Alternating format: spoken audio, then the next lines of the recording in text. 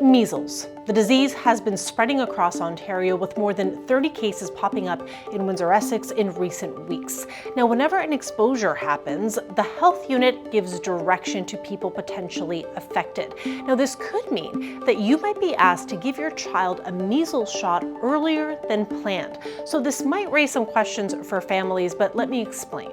In cases of an exposure at a school, for example, a child with a single dose of the measles vaccine might be asked to get a second dose sooner than planned. And anybody who has never had the measles shot or has never had measles might be asked to get their first dose earlier than planned as well, within 72 hours of that exposure. Otherwise, the health unit might direct them to stay away from school for 21 days. So what does this mean if you've got a child under the age of 1 at a daycare, for example, and they've been exposed? Well, typically, according to Health Canada, that first dose of the measles vaccine is given between the ages of 12 months of age and 15 months of age. But the health unit says that it is safe to receive that first dose as young as 6 months of age if there's been an exposure.